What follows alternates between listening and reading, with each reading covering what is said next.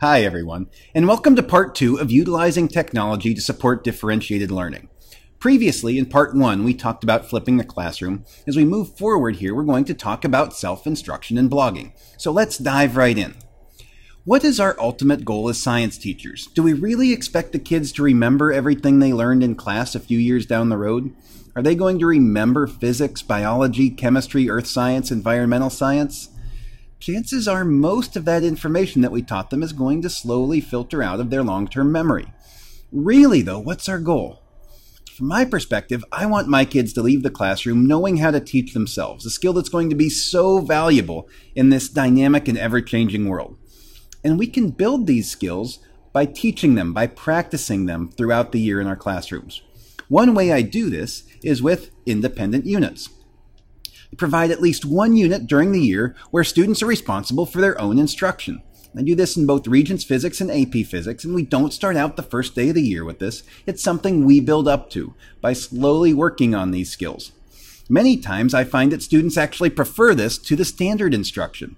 Especially in my AP classes, I find after I've done this once, the students ask if we can do it again. And we do it a second time, they ask if they can do it even more often.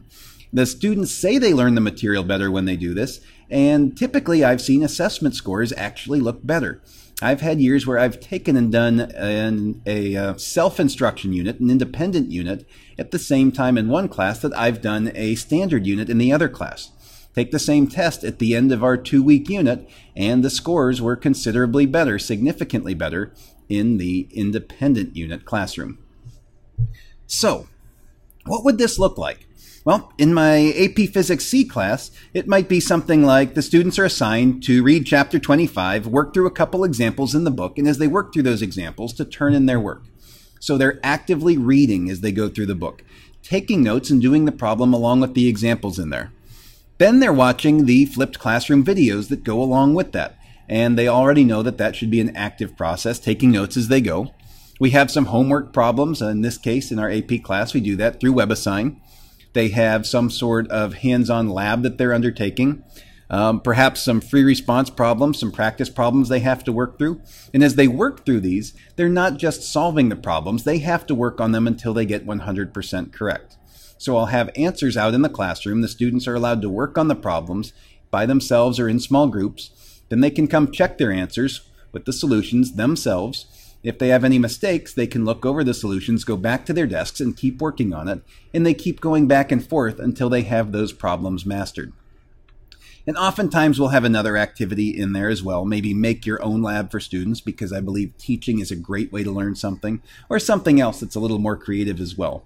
But something like that designed for roughly a 2-week period where the students come into the classroom, they do their work while they're there, and anything that they don't get done, they have to schedule themselves outside of the classroom so that they're ready on the due date when everything must be turned in.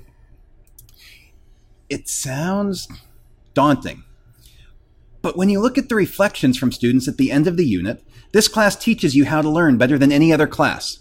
I love being able to do things in an order which works best for me, then doing a practice test to see where I am before moving on.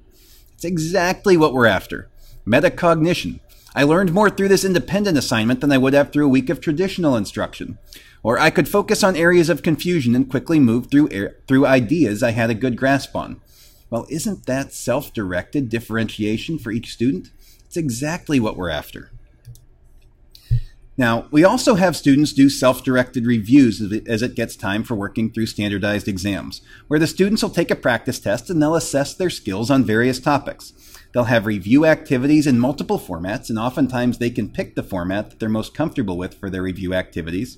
They work at their own pace, and that self-directed student activity leaves the opportunity for the instructor to have a lot more one-on-one and small group assistance. And what I've actually found as I've done this in the classroom is that as we get close to Regents exam time, students who've been in college who were former students actually ask if they can come back and be teaching assistants in the classroom to help with this process.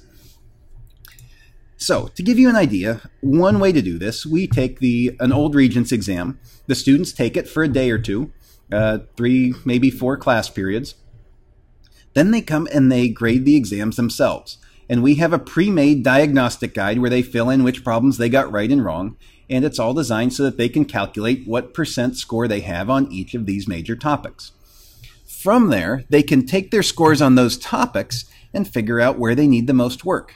They take the lowest scoring area, and they're going to do a couple corrective actions on there. As an example, if we look down here at dynamics, if they had trouble with Newton's laws and forces, they're first off going to correct the answers to the problems that they missed, showing all their work.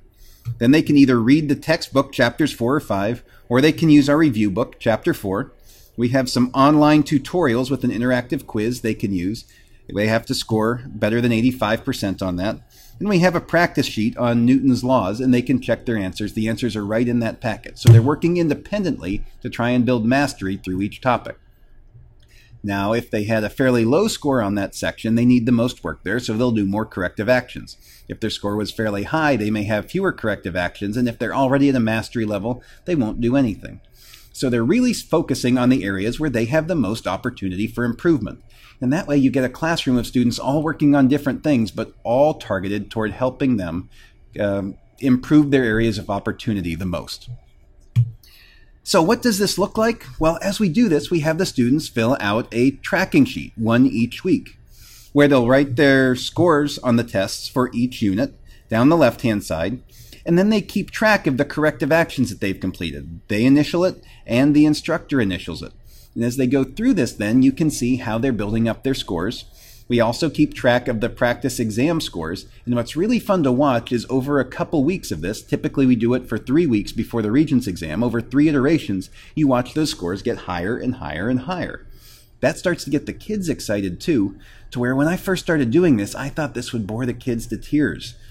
They actually ask for more of these. They start having fun with it. It's fun to see their scores go up and how they improve, especially when they're working at their own pace on things they know are going to benefit them. Let's also take a few minutes and talk about blogging. I'm a firm believer that writing is thinking and helps students build connections. So what we have students do is create and share an online journal detailing their studies, and it's not quite as formal as that. They're applying classroom concepts to real-world situations. They can explore areas of interest outside the scope of the main curriculum on their own if they'd like, or they can reflect on the content, concepts, and learning skills. You know, man, I really had trouble with this test. Why do I think I had trouble? Or I had an aha moment the other day. I really started to get something. Write about that too. Work on some metacognition skills. And it's amazing what the kids come up with. One of those areas is transfer, as they take these classroom concepts and apply them to areas outside the classroom, things they have an interest in that they see every day. They have tons of opportunities to go apply their knowledge to new and unique situations. Here we have a couple blog posts from a year ago. We have Master Assassins from a 10th grader went through and took the Avengers, the movie, and looked at several different parts of that movie and started to think about the physics involved. Now, is it realistic? Probably not, but they're at least thinking about those concepts outside the classroom and whether it would be realistic or not. Over here we have Physics of Pokemon, talking about circuits and how video games work. Kaleidoscopes explained from a Regents physics student, where we really don't get very deep into optics other than some very basic mirrors and lenses, taking some time to go a little bit deeper and explore how a kaleidoscope works. And the reflection that I love from one of the students is that these blogs force us to put physics into new scenarios to gain more extensive knowledge. Yes, that's exactly what we're after. It's also useful for enrichment. One of my favorite stories with blogging has to do with the student who was a pretty solid student in physics, not great, not terrible, enjoyed coming to class, but certainly wasn't a huge go-getter in the classroom. Then we got to modern physics, and she just took off. She loved that topic. I don't know what set her off, but all of a sudden she went out. She was at the library getting book after book after book on modern physics, going way beyond the scope of our course, way beyond the scope of my knowledge, and just building and building upon that. When she got done, she was talking about going into physics as a major, completely changing her path in life. And if you look at her blog post, and for those of you who are here with me, we actually have the handout. I put the entire blog post in there. You can see that she wrote pages and pages and pages with lots of pictures, diagrams of her explorations in modern physics. It really started to get her excited. Outstanding. Can you imagine seeing this? Pages and pages of writing on modern physics for an assignment where the students are asked to write just a couple paragraphs? Tremendous. Or a student down here looking at the implications of Newton's second law, starting to talk about how it applies beyond just F equals ma, but getting into rotational motion and applying that to come up with net torque equal to moment of inertia times angular acceleration. That's terrific because we hadn't even taught that yet. Some reflections from students again. The blog posts were a way to explore the realms of physics. The blog posts forced me to truly learn the stuff that I write about. And we also have reflective blog posts where students are starting to look at what they're learning and how it's working out for them. Here are two examples. At the end of the year, we get quite a few of these, but students are allowed to do these at any time. And some of the reflections say things like, whenever I sit down to do a post, I enjoy the creativity involved, and reflecting on what I've learned makes me appreciate the scope of the class all the more. Or, I definitely think writing can cement understanding of physics concepts. Blog posts definitely help us learn better, and the assignment of blog posts has been a great way to make us think. Yes, that's exactly what we're after. And the students have put these reflections in anonymously. I asked them at the end of the year to write down what their thoughts are on blog posts. And students who have been given an assignment to write a blog post every week or every 2 weeks throughout the year are actually writing in how helpful these writing assignments are, that we should continue to do them. Now, how do you get started in blogging? Well, it's pretty straightforward, but you really need to pick a blogging platform to begin with. I have my own in A+ Physics, and folks are welcome to use that as well, whether you're a physics instructor, biology, chemistry, doesn't matter. If it's science related, we can use it. Let me know. What's really nice about the site is I have full control of it. I don't need to go to anybody else if we need to remove a post that's inappropriate or we get a spam problem, something like that. It's all self-controlled. There are also a number of WordPress-based blogs, where WordPress is the most popular blogging platform in the world.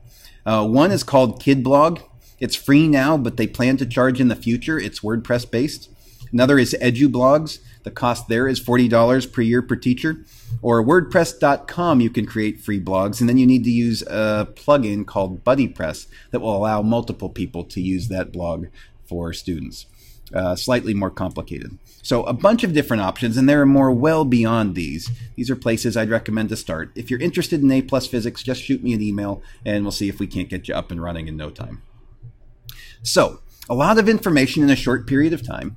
If you have more questions, are looking for more information, please feel free to contact me. There's my email address, and you have this flipped video of this presentation here as well. Thank you so much, everybody, and make it a great day.